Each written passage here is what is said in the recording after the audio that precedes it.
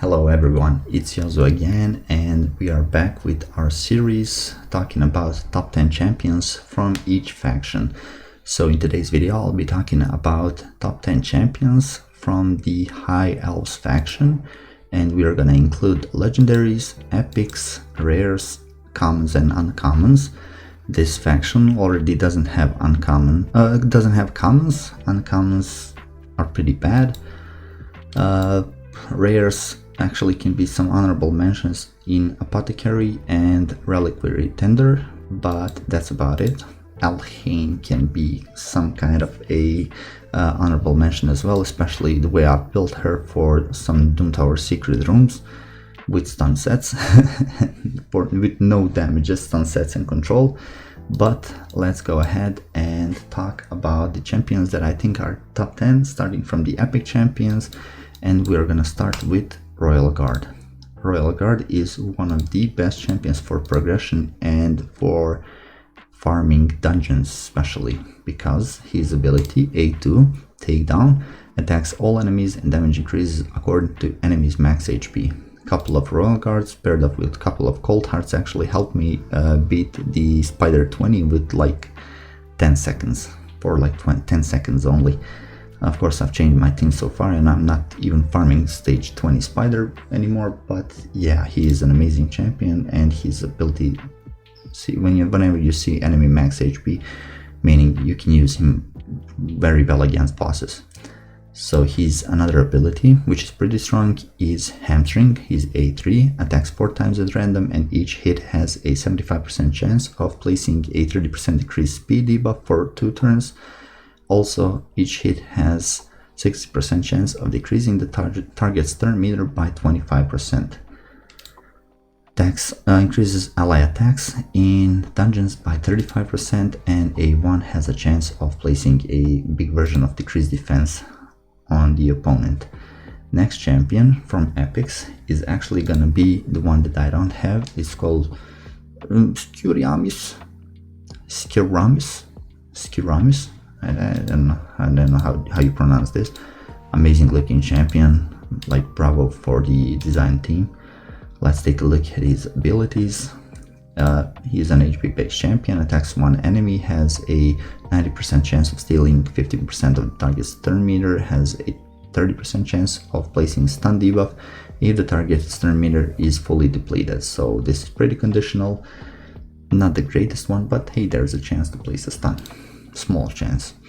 His A2 attacks all enemies, decreases duration of all enemy buffs by 1 turn, and has a 60% chance, booked up to a 75% chance of placing 50% decreased attack debuff for 2 turns, and fills this champion turn meter by 10% for each buff that has its duration decreased. But the strongest ability that this champion possesses is this. He can throw a 100% chance this attack, which has 100% chance of placing provoke on all enemies, and then places counter attack and continuous heal buff on him for 2 turns. Pair that with his aura that has ally HP in all battles by 25%, you have a pretty good, in my opinion, provoker and a champion overall.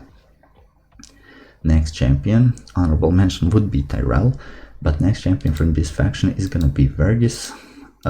His A2 is amazing. Look at this. Look at all these buffs that he can throw with his only one ability on a 3-turn cooldown. So ally protection, continuous heal, increase speed, reflect damage, increase defense. And this places a shield buff on this champion equal to 10% of their max HP for 2 turns whenever this champion loses 10% or more of their max HP from a single hit. Active effect places a 15% continuous heal buff on this champion for 3 turns every time their HP drops below 50% on a 1-turn cooldown. Great champion, mostly for Doom Tower bosses, so he can solo almost all bosses in the game. Great champion. I mean, put him in a regen set, it will be pretty slow, but yeah, still pretty useful. Next champion is gonna be Elena. You can see her used everywhere for the speed farming dungeons because of her ability A3, which is a combust. She has poison combustion on all enemies or dealing damage from all poison debuffs on all enemies instantly. Her A2 attacks all enemies, places a 5% poison debuff for 2 turns, and places a second 5% poison debuff for 2 turns if the attack is critical, and her A1 has a chance of placing HP burn. Actually, not a chance, this debuff cannot be resisted, so she's gonna be placing this HP burn. Ally crit rate in faction crits by 24%. Next one, I'm gonna go ahead and say Sherimani. Sherimani's ability, A3, is like her strongest kit, part of the kit actually, has a 100% chance of placing freeze debuff for 1 turn and fills this champion turn meter by 10% for each attacked enemy. She also has some heals in her A2, but looking at this faction, there actually is not that many strong legendary champions. Almost said Pokemons. Legendary champions, so yeah. Next one is gonna be Lysandra. Lysandra is an amazing support and speedster. Increases ally speed in all battles by 24% is her aura. Places a 30% increased speed buff on all allies. Fills their turn meter by 30% and decreases turn meter of enemies by 30% on a 4-turn cooldown.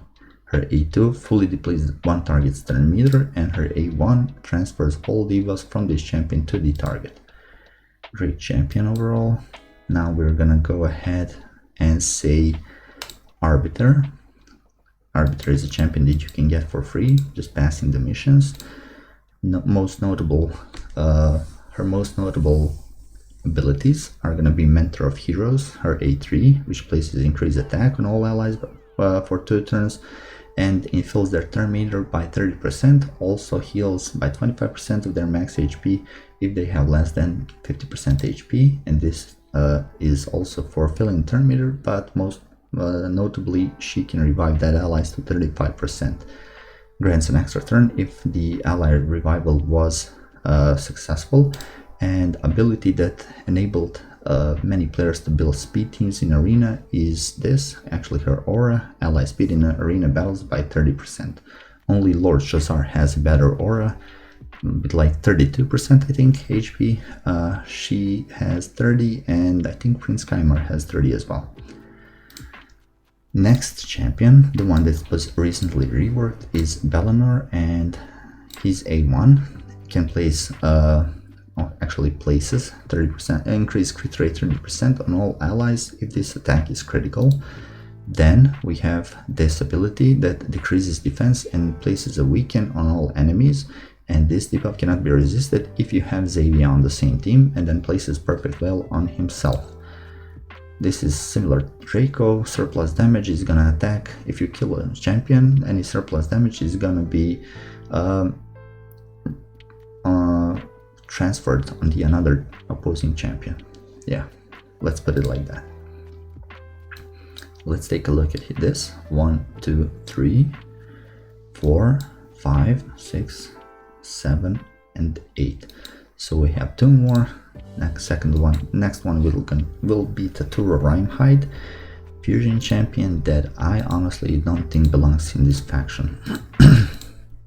He looks more like an animal, which he is, but yeah, has a chance, 100% chance actually, to decrease accuracy, block debuffs, increase defense on all allies by 30 on a 3-turn cooldown when booked, and attacks all enemies. Places a perfect veil on all allies except for this champion, but he places a shield on himself based on the 20% of the damage inflicted. Also has some reflect damage and ally defense in Doom Tower battles by 35%. And the last but not least is gonna be Ethos, most notable because of this skill, attacks all enemies, and this attack is always critical. If you're gonna use only this ability, maybe you can build him with like 350, 400 crit damage just to test him out with no crit rate, so you can shift all of your focus onto the crit damage. But you need crit damage for crit rate for his other abilities, like this: attacks all enemies 3 times, places a 25% weaken debuff for 2 turns on a 3-turn cooldown. This is a single target attack. Those would be my top 10 champions from this faction. If I was to rank them based on how good or how useful they are, in my opinion, I would say the number 10 place is gonna be Sherimani. Then number 9 place, I would place Skiramis. I don't know. Don't fight me in the comments. On the 8th place, I'm gonna put, who would I put on the 8th place? Tatura Rhymehyde. On the 7th place, I'm gonna put Ethos, because he's pretty one-dimensional, to be honest, and there's a lot more nukers that are capable of dealing more damage than him. So he's like 7th place, was it? 10, 9, 8, 7. Okay. Then on the 6th place, I'm gonna go ahead and place Burgess. On the 5th place, I'm gonna go ahead and say Arbiter. 4th place, I'm gonna put Babelor. 3rd place, I'm gonna put Guard. 2nd place is gonna be Elena, and 1st place, aka the champion that I think is strongest or most versatile in this faction, and that's gonna be Lysandra. So that's gonna be my top 10 list for the champions from this faction.